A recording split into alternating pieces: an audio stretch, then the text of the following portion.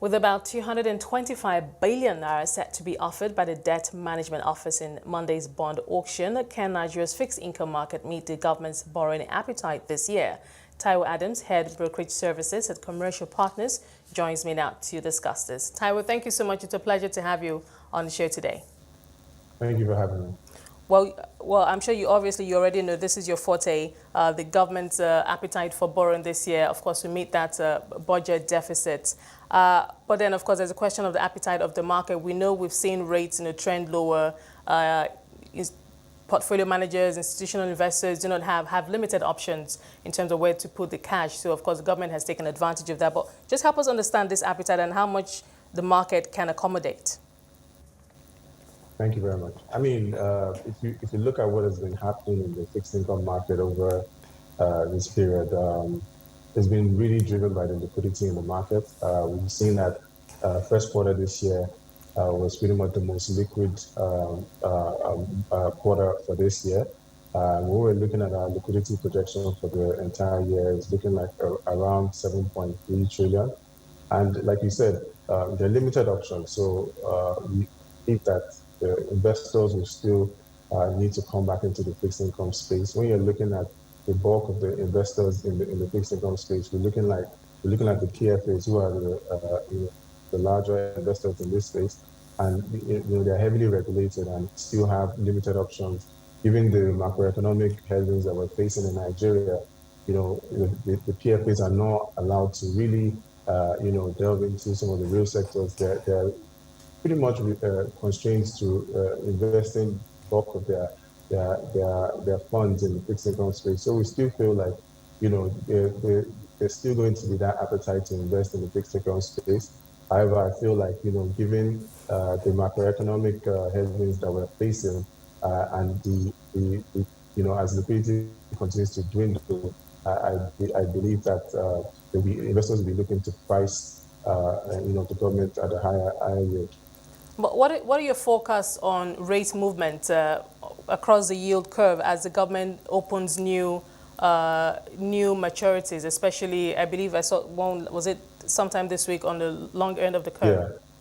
Yeah, they are reissuing the 2025 and a new issuance of 2032s and also the reopening of the 2042s. So for us, with the way the market has been going, like I said, this when you're looking at the budget deficit for this year, it's a record deficit, and then we've also seen that the president has also proposed to add another 4 trillion, to cover up for the fuel subsidy. So when you're looking at this, that's taking us to over 10 trillion, and so far, government has been able to borrow about 1.1 billion. 1.25 billion from the local space and about 520 billion from the external space as well. So I think, given all this information that we have, in terms of liquidity and the need to borrow, because we feel like, the bulk of these borrowings will be done locally.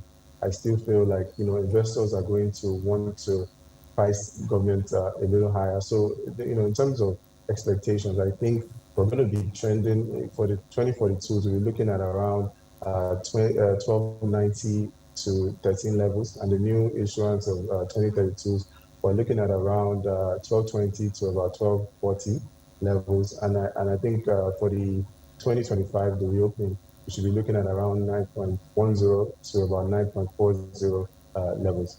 Now, going forward, as the market, gradually starts to feel the full impact, full weight of government borrowing, where does this leave the corporate bond market? There was a time when, we had frequent conversations about, the crowding out effect of the private, corporates. I mean, they need money too.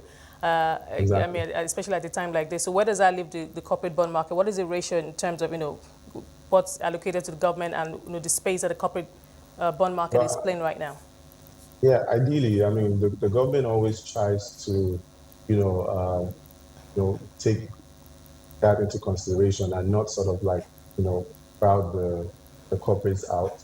But, this year, we also can't forget that it's an election year next year.